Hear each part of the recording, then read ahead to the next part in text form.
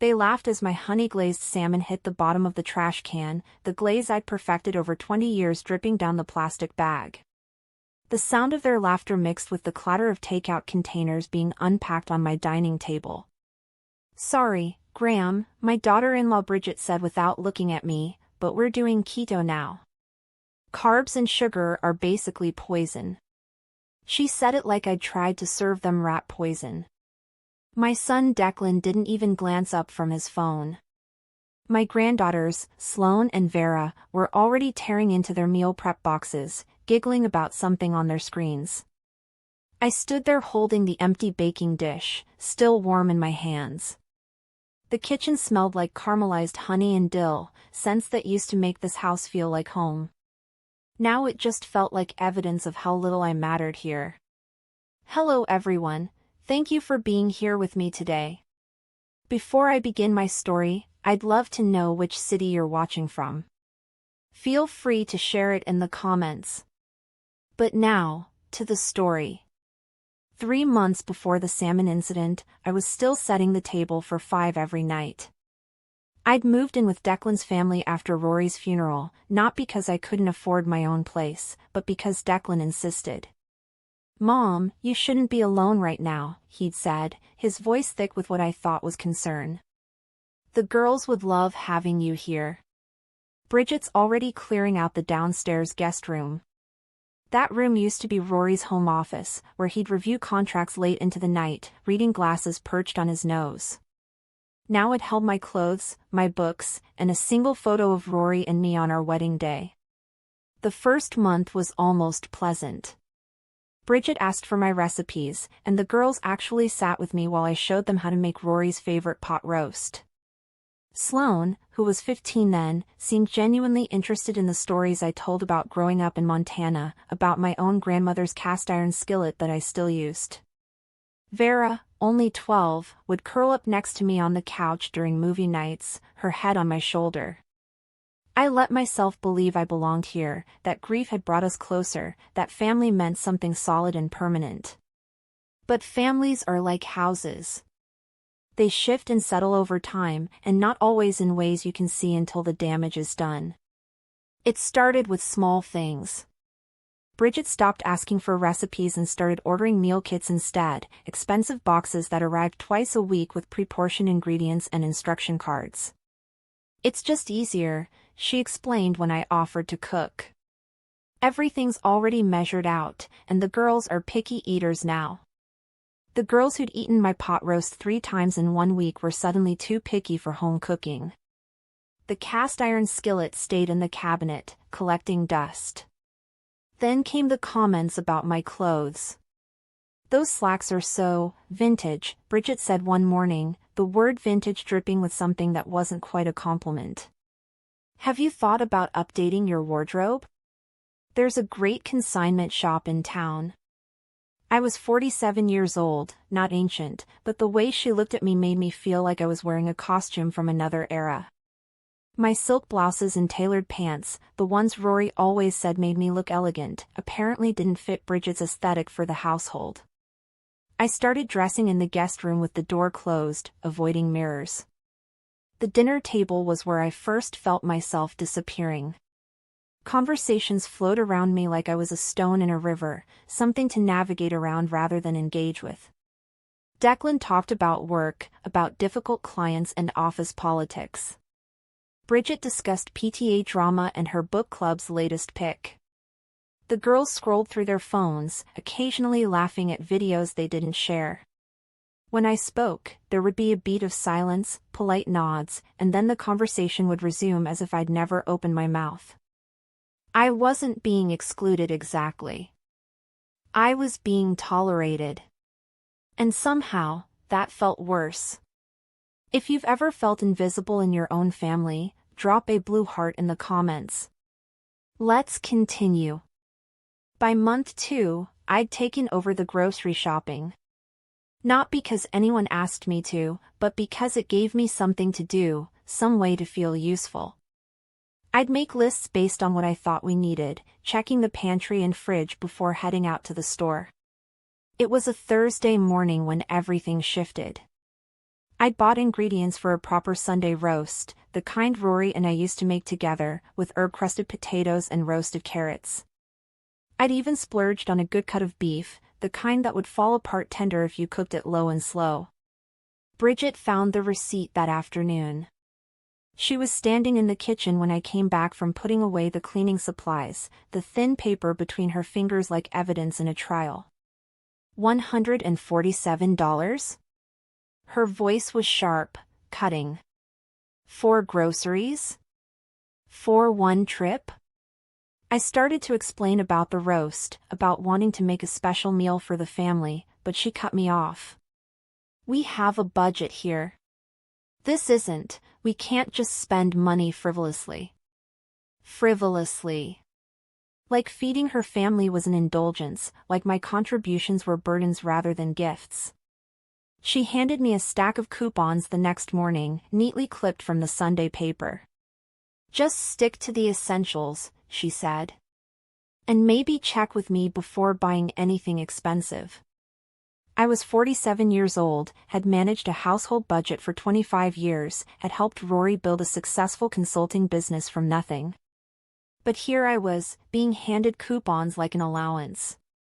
I took them without arguing, folded them into my purse next to my own credit card, the one Rory had made sure was in my name only. The one I hadn't needed to use yet. The roast stayed in the freezer, forgotten. Bridget ordered meal kits that week, and the week after, and the week after that. The receipts for those kits were never questioned, even though they cost more than my grocery trip. But they came in sleek packaging with a trendy logo, so apparently that made them acceptable. I learned a valuable lesson then: it wasn't about the money at all. It was about control, about establishing who made decisions in this household.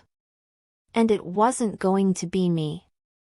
I started buying fewer groceries, only the basics Bridget approved of. Milk, bread, generic cereal, whatever was on sale. The coupons stayed in my purse, unused. I didn't need them. I had my own money, my own accounts that Bridget knew nothing about. But using them felt like admitting defeat, like acknowledging that I was a guest here rather than family. So I played along, clipped the coupons I'd never use, asked permission for purchases I could easily afford. And every time I did, I felt a little smaller, a little more see-through, like I was fading into the wallpaper of a house I'd once believed was mine. Have you ever been made to feel small in your own home? You're not alone. Keep watching. The guest room closet was small, but it had been enough for my needs. I didn't have much, had left most of our furniture and belongings in storage when I moved in, bringing only clothes and personal items. Rory's suits were still in that storage unit, hanging in garment bags like ghosts waiting for him to return. I couldn't bear to donate them yet, couldn't face the finality of erasing him from the physical world. So they waited in climate-controlled darkness while I tried to figure out how to exist without him. 3 months in, I came back from a morning walk to find my clothes in garbage bags on the guest room bed. Not neatly folded or packed, just shoved into black plastic bags like trash awaiting pickup. Bridget was in the closet, hanging her own clothes on the rod where mine had been. "Oh good, you're back," she said cheerfully, like this was perfectly normal. I needed more storage space for my seasonal wardrobe. The master closet is just too cramped. You don't mind using the dresser, do you? There's plenty of drawer space. I didn't answer right away. I couldn't. The words stuck in my throat like broken glass. My clothes, the silk blouses Rory loved, the cashmere sweaters he'd bought me for Christmas, the wool coat I'd worn to his funeral, all crammed into garbage bags. Disposable. Forgettable. In the way. Where exactly do you expect me to put these? I finally managed, my voice surprisingly steady. Bridget glanced over her shoulder, a flicker of annoyance crossing her face. Like I said, the dresser. Or you could take some things to storage if you don't wear them often. Decluttering is so freeing, don't you think? I carried those bags to the dresser, one at a time, and tried to fit 25 years of carefully chosen clothing into 4 drawers. It didn't work. I had to choose what to keep and what to pack away, had to decide which pieces of myself were essential and which were expendable. The blue dress I wore on our anniversary last year. The cardigan Rory said matched my eyes. The scarf I'd bought in Paris during our only international trip. Everything had a memory attached, and I was being forced to choose which memories deserved space. That night, I stood in front of the closet, looking at Bridget's clothes hanging where mine had been. Her yoga pants, her athleisure wear, her collection of statement jackets in colors that screamed for attention. Everything about them was loud, demanding space and acknowledgement. Everything about mine had been quiet, refined, easy to overlook. Maybe that was the problem. Maybe I'd been too easy to move aside, too willing to shrink and accommodate. Maybe it was time to start taking up more room, even if it made people uncomfortable. Especially if it made them uncomfortable. If this story is resonating with you, hit that like button. Chapter 4 is where things get interesting. Sloan's 16th birthday fell on a Saturday in October, one of those perfect autumn days when the air smells like apple cider and wood smoke. I'd been planning for weeks, had secretly ordered a professional camera she'd been wanting, the kind serious photographers use. She'd mentioned it once during dinner, months ago, back when I still joined their conversations. I'd seen how her eyes lit up talking about composition and lighting, had watched her take pictures on her phone of the most mundane things and turn them into art. The camera cost $800, but I didn't care. She was my granddaughter, and I wanted to give her something that mattered. The party was a backyard affair, string lights and a rented photo booth, about 30 of Sloan's friends running around taking selfies and eating catered food from the trendy taco truck Bridget had hired. I'd offered to bake a cake, had even suggested my famous chocolate layer cake with the raspberry filling Sloan used to beg for. "Oh, we've already ordered one from that boutique bakery downtown," Bridget said, waving off the suggestion. "The one that does those Instagram-worthy designs." You understand. I did understand. I understood perfectly. The gift opening happened at sunset, Sloan surrounded by wrapped boxes and gift bags with tissue paper exploding out the tops. I waited until the end to give her mine, had wrapped it carefully in silver paper with a real ribbon, not the stick-on kind. She tore it open without looking at me, her eyes widening when she saw the camera box. "Oh my God, wait, who's this from?" She checked the tag, seemed surprised to see my name. "Graham? You bought this?" Like the idea of me understanding what she wanted was incomprehensible. "I remember you talking about wanting to take photography more seriously," I said, trying to keep my voice light. "I thought you could use a real camera." For a moment, just a brief flicker, I saw genuine gratitude in her eyes. She hugged me, quick and awkward, and said thank you. But then Bridget was there, examining the camera, her mouth tight. "This is too expensive," she said quietly, pulling me aside while Sloan showed her friends. "You shouldn't have spent this much. It's not appropriate. Not appropriate to be generous with my own granddaughter. Not appropriate to try to connect with her. Not appropriate to exist beyond the narrow space they decided I could occupy." "I can afford it," I said, keeping my voice level. "And she's my granddaughter. I wanted to give her something special." Bridget's smile was cold, the kind that doesn't reach the eyes. "I'm sure you did. But in the future, maybe run these things by me first? So we can coordinate and not duplicate gifts." There had been no duplication. No one else had given Sloan anything close to that camera. But that wasn't the point. The point was control, was putting me back in my place, was reminding me that even my generosity needed permission. I nodded, smiled my own cold smile, and walked away. The camera stayed with Sloan, but the message was clear. My money was welcome. I was not. Drop a comment if you've ever had your generosity thrown back in your face. And please, subscribe so you don't miss what happens next. A week after Sloan's birthday, I drove to the storage unit where I'd kept most of mine and Rory's belongings. I needed to see his suits, needed to smell his cologne still faintly clinging to the fabric, needed to remember who I was before I became this diminished version of myself. The unit was temperature-controlled and expensive, more than I probably should be spending on storing furniture and clothes, but I couldn't let go. Not yet. Maybe not ever. I sat on the floor surrounded by boxes, pulling out photo albums and old letters, Christmas cards from friends we'd lost touch with, concert tickets from shows we'd seen together. Our whole life packed into a 10 by 10 space with fluorescent lighting and a concrete floor. I found the box with our financial documents, the ones I'd filed away after Rory died, after the lawyers had walked me through everything. Bank statements, investment portfolios, insurance policies. And at the very bottom, in a manila envelope marked property documents, the deed to the house.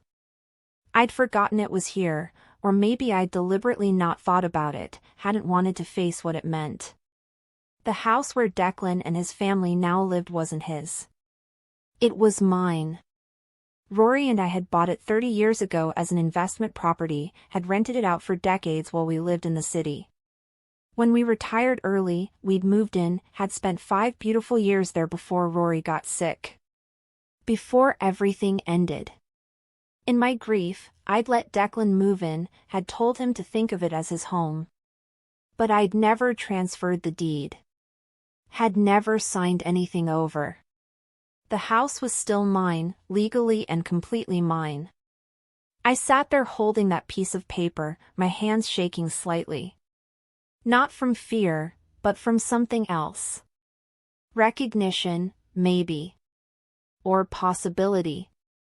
I'd been living as a guest in my own home, had let them push me into corners and garbage bags and approved grocery lists. But I wasn't a guest. I was the owner. And owners have power, have options, have the legal right to decide who stays and who goes. The thought was both terrifying and exhilarating, like standing at the edge of a cliff and realizing you could either fall or fly. I took photos of the deed with my phone, saved them in a locked folder where no one could accidentally find them. Then I put everything back in the envelope, back in the box, back in the careful order I'd established. But something had shifted. I drove home with the radio off, thinking, planning, considering scenarios I'd never let myself imagine before. They'd treated me like I had no power, no say, no rights. They'd been wrong. The question now was what I intended to do about it, and how much courage I could find in the hollow space where my grief used to be. This is where everything changes. Make sure you're subscribed. The salmon night happened 2 weeks after I'd found the deed. I'd planned it carefully, had marinated the fish overnight in honey, soy sauce, and fresh ginger. I'd set the table with the good plates, the ones with the delicate blue pattern that Rory and I had picked out together.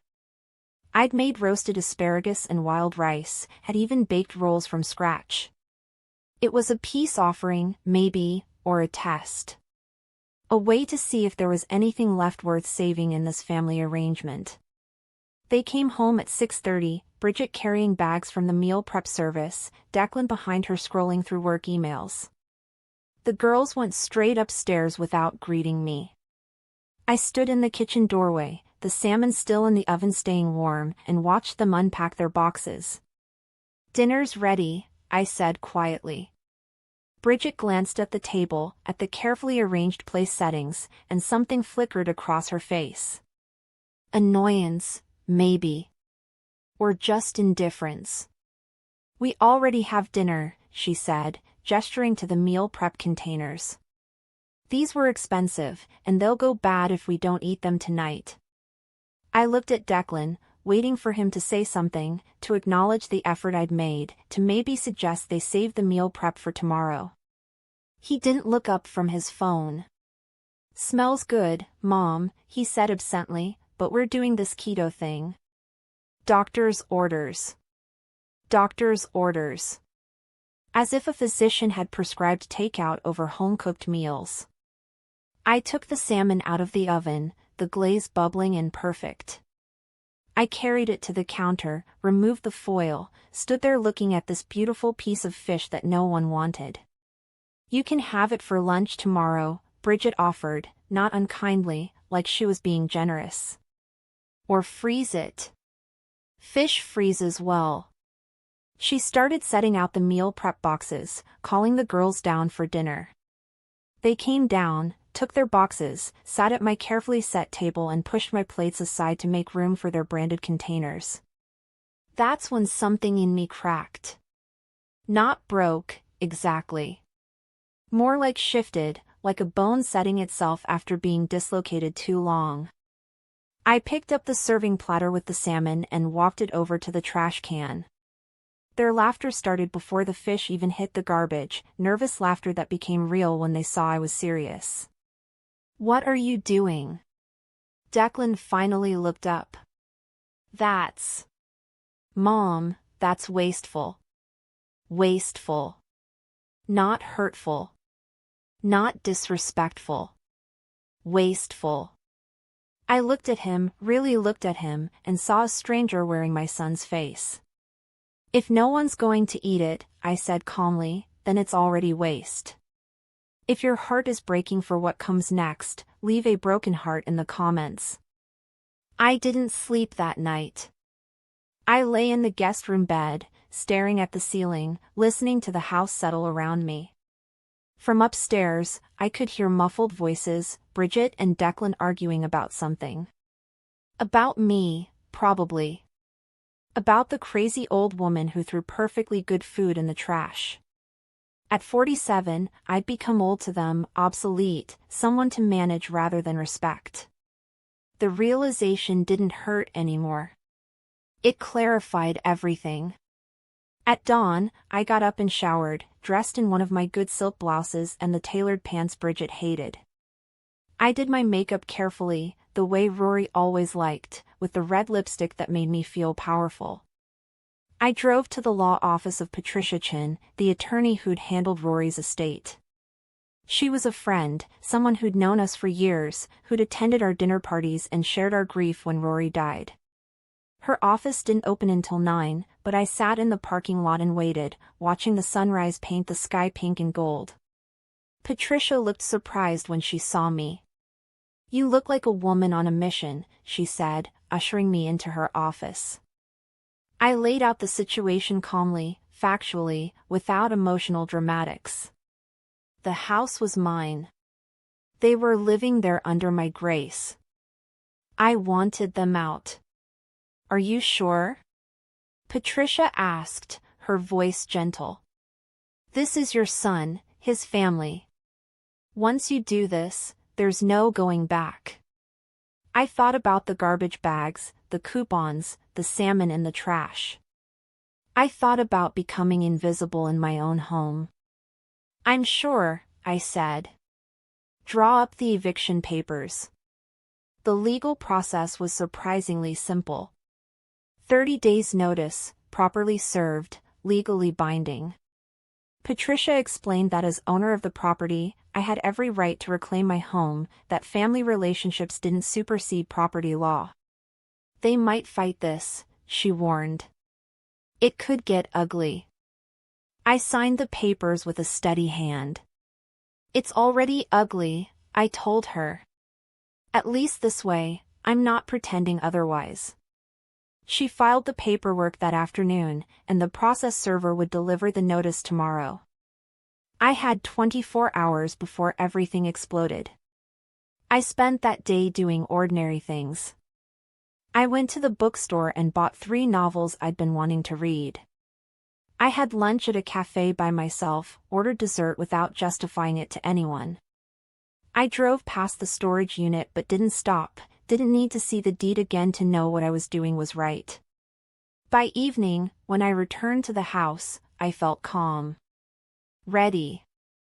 The paperwork would arrive tomorrow, and they would understand exactly what kind of woman they'd underestimated. Not a doormat. Not a convenient free babysitter and cook. An owner, asserting her rights, reclaiming her space. Whatever came next, I was ready for it. The confrontation is coming. Don't you dare skip chapter 8. Hit that subscribe button now. The process server arrived at 11 in the morning, a professional woman in a business suit who rang the doorbell twice. Bridget answered, probably expecting a delivery. I watched from the kitchen as she signed for the envelope, her face confused. She opened it right there in the doorway, and I watched confusion turn to shock, turn to something like rage. Declan! Her voice carried through the house. Declan, get down here. My son came running down the stairs, his hair still wet from the shower. Bridget thrust the papers at him, her hands shaking. I couldn't hear what she was saying, but I could see Declan's face as he read, watched the color drain from his cheeks. He looked up, looked around, found me standing in the kitchen doorway. Mom? His voice cracked. What is this? I walked into the living room slowly, calmly, like I was approaching a nervous animal. It's an eviction notice, I said. You have 30 days to find somewhere else to live. The explosion was immediate and volcanic. Bridget started shouting about rights and family and how dare I, how could I, what kind of mother does this? Declan just stared at the papers, reading them over and over like the words might change if he looked long enough. The girls came downstairs, drawn by the commotion, and stood frozen on the bottom step. I don't understand, Declan finally said. This house is... I thought this house was mine. You said I could live here. I said you could live here, I agreed. I didn't say I was giving it to you. I didn't say you owned it. You assumed. I pulled out my phone, showed him the photos of the deed. This house has been mine and your father's for 30 years. When he died, it became mine alone. I let you move in because you asked, because I was grieving and lonely. But I never signed anything over. It's still my house. It's always been my house. The words felt good, felt true, felt like taking up space I'd been denied for too long. Bridget's face was red, her voice shrill. This is insane. You can't just throw us out. We have rights. Tenants have rights. Patricia had prepared me for this. You've never paid rent, I said calmly. You're not tenants. You're guests who've overstayed their welcome. The law is very clear on this. You have 30 days, and then I'll file for formal eviction if you're not gone. Your choice. Declan looked at me like he'd never seen me before. Maybe he hadn't.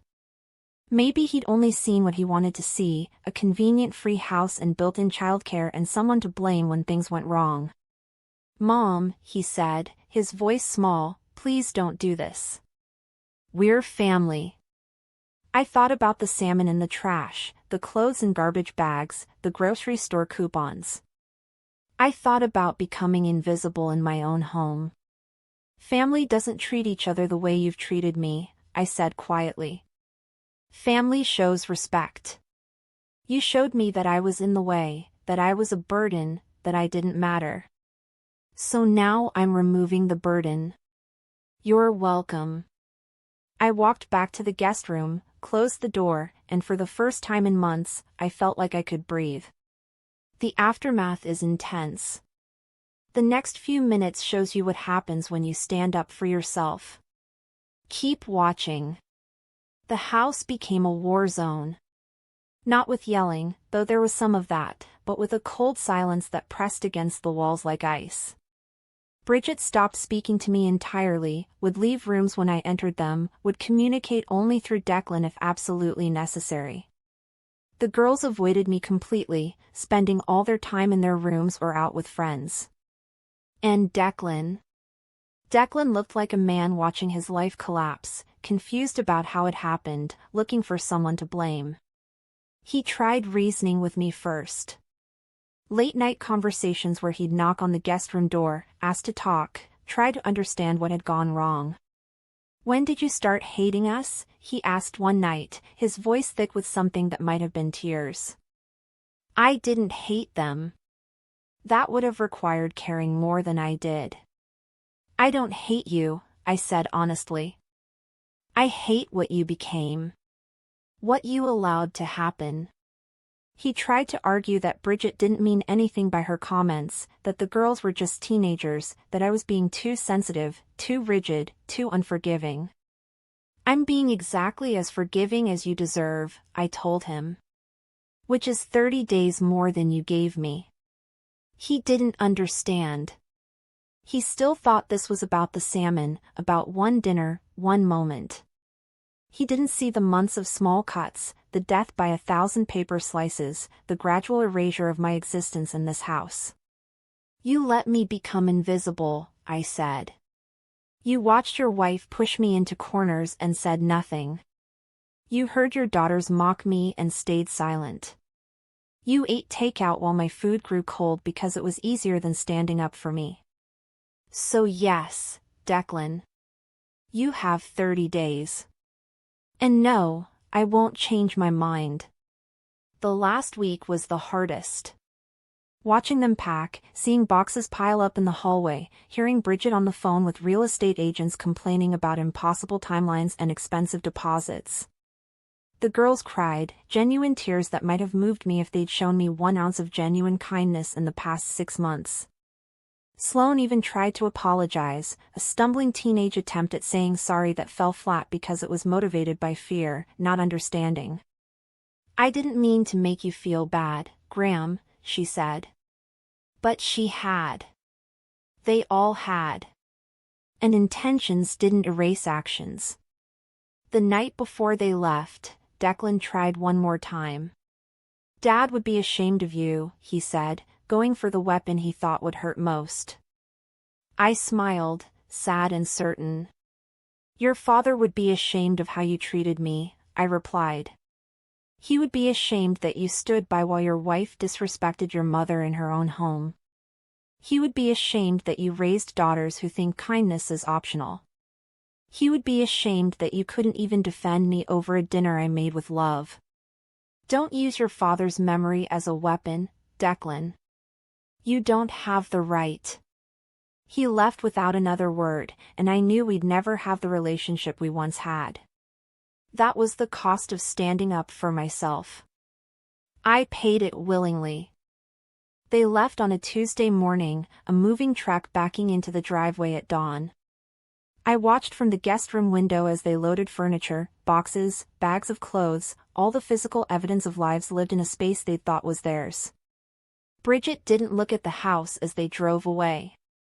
The girls had their faces pressed to their phones. Declan looked back once, his face unreadable from this distance. Then they were gone, and I was alone. The silence was profound. Not empty, exactly. More like, clean. Like a house after a deep cleaning, smelling of lemon and fresh air. I walked through the room slowly, seeing them as if for the first time in months. The living room without their clutter. The kitchen without meal prep containers. The dining room with my good plates still on the table, waiting for a meal that mattered. I opened all the windows, letting October air rush in, carrying the scent of falling leaves and wood smoke. I spent the day reclaiming. I moved my clothes back into the closet, hanging them carefully, giving each piece space to breathe. I unpacked boxes I'd kept stored in the garage, things I'd put away when they moved in.